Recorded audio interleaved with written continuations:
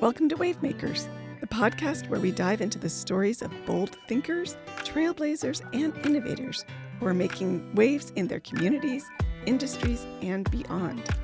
Together, we'll explore the ideas, challenges, and victories of people who are shaping the future. At Wavemakers, we bring you thought-provoking conversations with those who are pushing the boundaries, defying expectations, and creating impact in their own unique ways. While we're proudly produced by Rio Salado College, a place that values lifelong learning and community impact, this podcast isn't just about education. It's about real-world stories of passion, perseverance, and progress. So, if you're ready to dive deep into the big ideas and get inspired by those who are making waves, you're in the right place. Let's get started. Welcome to Wavemakers. Today I am joined by one of our students and one of her clients. Today, if you have any interest in being a small business owner or starting a nonprofit, you are not going to want to miss this episode because this student has paved the way on how to successfully work with the community to bring services to a population in need. But I'm going to let her introduce herself to say a little bit about it. Shaniqua, why don't you just say a little bit about your name and what you're doing right now? Okay. Well, my name is Shaniqua Hopkins, and I am the founder of Seventh Dream Helping Hearts. I attend Rio Salado College. I also take some classes at South Mountain just to be in person sometimes. I'm going for my associates in family life education right now, and I'll be going for my bachelor's actually next year in business management. So I'm kind of nervous and excited about that. I'm the founder of Seventh Dream Helping Hearts. So our organization, our mission is to transform the lives of foster and at-risk pregnant and parenting teens and their children by providing access to education, empowerment through community connections. A little bit about me, I'm a former foster youth. I was in foster care starting at 1 year old and all the way up until I was 15. At 15, I was returned home. My mom still wasn't quite ready for me. I ended up pregnant. She told me to figure it out, and it was the community that helped me. The community helped me get a job, get back in school, helped me learn how to be a mom. And from there, I turned around and I was a foster parent myself. So I kind of have my hands in all areas of the foster care system from being in it and providing those services to youth. But I didn't have the greatest experiences in foster care, and I always said that I would change that for girls that were like me. So that's what we do at Seventh Dream Helping Hearts. We mentor young women, and we help them on their path to self-sufficiency, let them know they're not alone.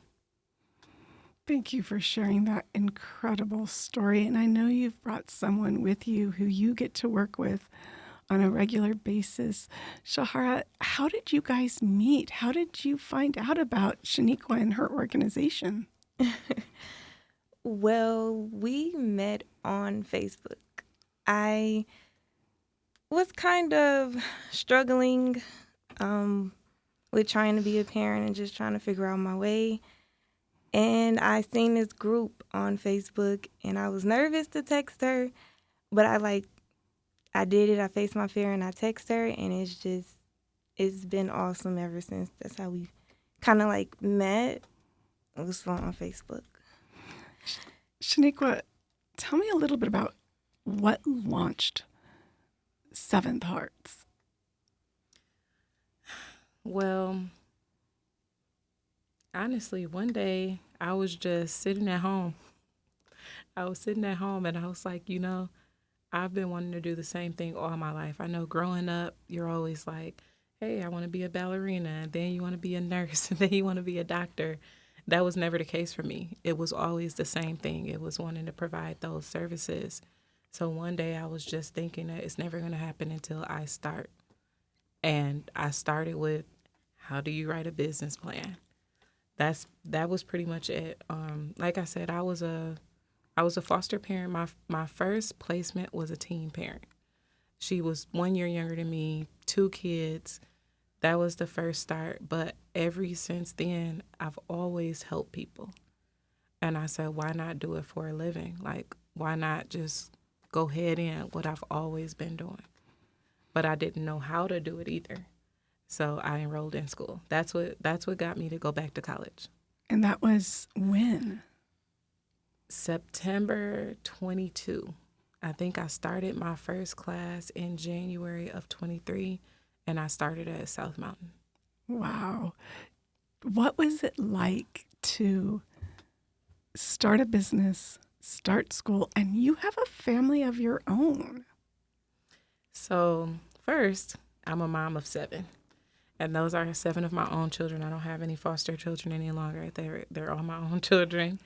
I go to school full time. I also work at Honor Health in the cancer care area. So going back to school, when I first went back to school, I quit my job. I think that was part of the decision to start my own business too, because I have been in the healthcare field for so long. I'm from Wisconsin. I'm not from Arizona. And in Wisconsin, I was a lead and a new hire trainer. And ever since I've been to Arizona, I've been trying to get back into that field where I love to teach and train. And I told them, I said, well, since you guys won't let me be a leader with your company, I'm going to be my own leader. And I did. I quit my job for 6 months. I was able to go back to school, but eventually I did have to go back to work because, of course, I had to keep paying my bills. It was difficult. It definitely was difficult because, like I said, I had so many hats. With the business, I didn't really know what to do, but going to South Mountain, I started in small business. So my teacher, Dr. McHenry, he helped. He helped so much. I had another teacher as well, and I can't think of her name, but they made it so easy because I had the connections. I was able to ask those questions. They brought other entrepreneurs in there to help us. And one of them even, and I can't think of his name either. I got to remember names. But he ended up paying for my liability insurance for a whole year. So it was hard. It was a lot to manage, but I say with God, I was able to do everything. Like, I know that I'm walking in my purpose. So everything, even though it's not always easy, it flows. And your company, your nonprofit brings together services, workshops, webinars, resources to young women who are raising their babies. Sharara, how did meeting Shaniqua impact your life? Ooh, I'm trying to I always cry when I talk about her.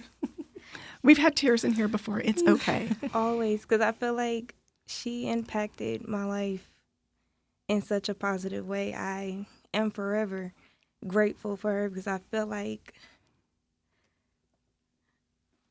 she came into my life at the perfect time. Like, I had just lost my mom. So when she came in my life, it was like my mom placed her there. Oh. Because she never left my side. Ever since I met Shaniqua, she has really set me up to be successful. You know, sometimes you get those people that oh, I'll do this, and they never follow. She's been with me every step of the way. I can always count on her for any and everything because I feel like I didn't know what to do. When I had my daughter, I was trying to figure it out, and she came in I'm going to help you do this, and stuck by my side and really helped me through it. So I'm I get emotional when I talk about her because she is just heaven sent to me. She is everything to me. She's my second mom. And I just know for a fact, my mom, that's she left, but she's this is Shaniqua is there for you as if I was there. And she has shared with me a little bit of your story, which is as inspiring as hers. I understand you have gone to college. You're raising your babies. And you are on a path to your own success. Tell me what you're doing and what you've done. So I graduated with a certificate in behavioral health from South Mountain. I've worked at the Arizona State Hospital before. I've been trying to find more jobs in my field. And right now I am a pharmacy tech trainee at Walgreens. So I just been working and going in that field. Shaniqua, the young women that you work with, like Sharara, what are the biggest changes you see in them when you bring the resources to them, when you bring the services, when you bring a community to surround them, just like Sharara has said, to help them feel supported? Well, first, if you don't mind, I'd like to go back a little bit. I would be happy to. Because she mentioned something, but she didn't mention everything that she has done. So when we met, she wasn't even really sure about her goals that she wanted to set. So we met her where she was. Perfect. We talked about, hey, okay, what are you doing? Where are you living? What are we doing? She ended up moving into her own house. She ended up getting a full-time job. Crazy story. She's like one of my kids because I was out of town. I think my brother passed away. And she said, I wanted to do something to make you happy. And she got a job by herself. And we were supposed to be helping her with resumes and stuff like that. And I came back, she had a job near her house. She had daycare set up. So I don't feel like I'm there to support her. I'm there to encourage her and make sure that she has the resources that she needs. But she did it. She did it all. And she just kept going. She ended up getting her license. She ended up getting a car.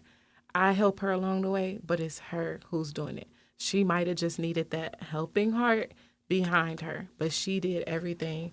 So that's one of the biggest things that I see in my moms is that once you give them the resources that they need, it's not about handing them to them. It's about walking through it with them. It's about making sure that they make those connections. It's about giving them that little push. Like she said, she's been through a lot. So she might just need that extra reminder. Hey, did you do that? We send out positive affirmations.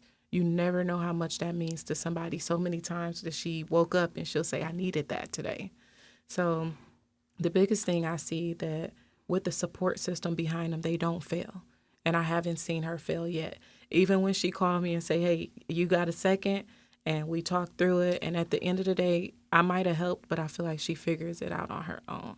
So it's really just providing that family support that they may not have had or they might have lost, and just making sure they know that they're not alone in their journey. When you started the nonprofit, was this the vision? Do you think you've met it? Do you think you've gone beyond it? Do you have more to do? So I definitely have more to do. First, my vision was to provide housing. It was to do a teen group home, a mom teen group home. And when I started, they said they weren't accepting any more group homes. So I was like, it doesn't stop there. I have to be able to reach these youth. So I said, let's start with mentoring. I can do mentoring from my home. I can do mentoring from the community. So the vision has changed. I am not done. I still plan on providing housing. The plan for Seventh Dream Helping Heart, it's amazing, and I can't wait to see it come to life even more than it has. But we will have a community center. So most of the dream for Seventh Heart came from what I've been through. So when my mom didn't want me at home, I was at this, it was a job resource center for teens. And you can come and do a resume, and they have parties every now and then, but they would let me come every day. The workers would start to buy pizza to make sure me and the baby had something to eat. I came in one day, they had toys for the baby. So it was so nice. It was a family outside of what I had at home because I didn't want to be at home with my mom. So we'll provide a community center. The community center will have laundry services. It'll have a food pantry. It'll still have those workforce services where we can finally have our own space to provide classes and help them with their resumes, help them with interviews. I've been working in the medical field forever. I love teaching in the medical field. I'm not even in the teaching area, and at work I'm still teaching people when they get hired. We plan on starting a medical medical customer service billing program where when they finish this program, they actually get a job in the medical field. We also plan to have transportation. The transportation will be able to take the moms to their doctor's appointment, make sure they have reliable access to healthcare services, doctor's appointments, WIC appointments, mental health services, whatever type of medical they need. And then again, the transitional housing. Transitional housing will be moms 18 and up. So they have to be an adult. They can be in foster homes or they can aged out. Those we will provide a 2-year program. The purpose of the program is to make sure they're self-sufficient when they get out of here. We partner with Maricopa College. So many of our moms is in Maricopa College. That's where I send them to. Well, thank you. But we want to make sure that they have a certificate, or even if it's just something where we can get them the skills to get the higher paying job. We want them to leave out of that transitional housing, have a community behind them, but they're able to go out there and get a house that they can afford. And the biggest goal is to make sure that they don't have to rely on the government assistance. So that's the big dream for Seventh Dream Helping Hearts. And this all started when? In September of 22. We're at our third year anniversary. And how many young ladies have you worked with through the last 3 years? So the total number was 125. My goodness. And in our mentor program, we had 32. But 125 has been how many we've provided resources to, food to, any type of connections they may have needed. And now young women like Sharara, you come back and you provide insight and help guide them along. What's that been like to take what you've learned and pass the knowledge? It's been good. Like, I don't know how to explain it, but it's nice to be able to help someone else, like to tell them about the program. And because sometimes you be skeptical, like, oh, are they really good? Or are they going to really help? But it's like, I'm almost like living proof, like, yeah, she will be there. She will support you. She's really going to be by your side. It's like no strings attached or anything bad. It's like everything from Shaniqua has been positive. It's like all the resources are there to help you be successful. So it's been quite a good journey. We're certainly looking forward to hearing more about it. Is there more schooling in your future? Yeah. Yeah, I took a little break, but I'm thinking about going back to further my education in behavioral health. So we shall see. Shaniqua, how does this all come together as an organization? Is it grant funded? Do you seek sponsors? What are you doing? I know you've gotten one grant at least from one of Rio's partnerships. Tell me a little bit about how that works together. So I believe I've gotten 4. Yeah. 4 of them now. Wow. That's where my first grant came from. It was from South Mountain. Dr. McHenry said, apply. And I was nervous. I was like, I'm not going to get it. And I did. And I think I got first prize at that. So the organization is grant funded. It's donations, people making monthly donations. One thing that I absolutely love is we're not a big organization. We don't have a lot of funding, but our in-kind donations are pretty big, and they can meet a big part of our needs. So we partner with a lot of organizations that may have already have the services, and then that way our moms aren't lacking anything, because even if I don't have the funding, I know somebody who has the connections that can help. I have a lot of people that follow us on social media, and I may put that we have a mom in need, and the community really helps out. So right now we are working on funding. Funding is pretty low for us, and it doesn't stop anything, but we're working on doing more grant writing or find somebody that want to volunteer those services for grant writing. We're 3 years old now, so we might qualify for a little bit bigger grants. So we're looking forward to that, to expand the program and help even more moms. Sharara, if you were to be talking to someone, or if someone on this podcast were to have been in a similar shoes as you a couple years ago, What advice would you give to them? And how does Shaniqua play a role in that? The advice, well, for me back then, I was always nervous, so don't be afraid to reach out. That was my first step. Like when I did see her promoting the nonprofit, I was scared to text and reach out. So I'm like, don't be afraid to reach out because it can go a long way. So, yeah. And what about you, Shaniqua? If someone's listening and they're thinking about starting a podcast, yes, if they're thinking of starting a nonprofit, if they want to do something in the community, what's the first step they should take? What's the second step they should take? What would you tell them? Well, the first step I would tell anybody, make sure that your heart is in it. Because I can tell you that I put a lot of my own money in the nonprofit, and it's because it's something that I love. It's not something that I will ever allow to go down because I don't have enough support financially. So I would tell them, make sure that what they want to do is not just because they want someone else to pat them on their back, or they have to know that it's a need and it has to be something that they love doing. So that's the first thing that I will let them know. But one thing that I tell my moms, and I would tell anybody that ever asks about what I do, always be open to learn. Always.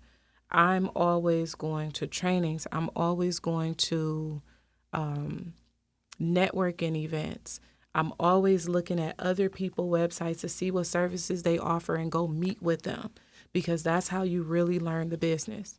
Everybody might not do it the same way, and everything may work differently for someone else, but eventually you'll find the way, and it's so worth it. It's so worth it at the end.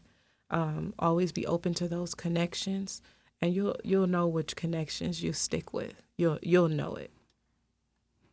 I have the same question for both of you. I'll start with Shaniqua. Looking 5 years from now, where do you hope you'll be? Where do you hope your nonprofit will be? What do you anticipate? So 5 years from now, I do want to have housing for the nonprofit. I would choose housing over the community center because housing has been a really big need for my moms, even if they just had somewhere to go for 24 hours. So I would like to be able to be providing housing and transportation for our moms. I like to also have grants that are sustaining the nonprofit for 2 years or more, so I know that we're okay for that time. As far as myself, I plan to have graduated with my bachelor's degree from college. Yay. And I think that's pretty much it. That's what I hope to see. I have no doubt that you're going to be there. Sharara, what about you? Where do you hope to be in 5 years? In 5 years, I'm hoping to be working in my job field, behavioral health, helping people also. I feel like she's my mentor. She's my inspiration. So seeing her is like, I'm learning. So it's like I'm going to take that and go further with it. So I feel like in 5 years, I want to be a social worker, helping a community. And yeah. You can even work for us. See? Yeah. Hey, there you go. We've got this planned out and mapped out and ready to go. Thank you both for sharing your stories with us. Are there any last thoughts you want to share with the community or about your journeys? One thing that I would like to say is look for us on social media. Seventh Dream Helping Hearts is pretty much how you can find us on Instagram, TikTok a little bit, and Facebook. And then also our website is seventhdreamhelpinghearts.org. If you ever needed some resources, if you were a teen mom, even if you wanted to volunteer, of course, we would love sponsorships. But we also like to thank Rio Salado because Rio Salado has been a big support with Seventh Dream Helping Hearts, and not just even funding with our space. We have a Christmas event coming up, which we hold here at Rio Salado, and it's one of our biggest events, and I feel like it's the most the most heart, the most love. So it's an event that makes me cry. So I just want to thank Rio Salado because a lot of stuff that has happened, even I have a mentor here that I work with as well. It wouldn't be possible if it wasn't for my educational connections. Oh, thank you so much. It's just been a pleasure to get to know you the past few years and see what you've done.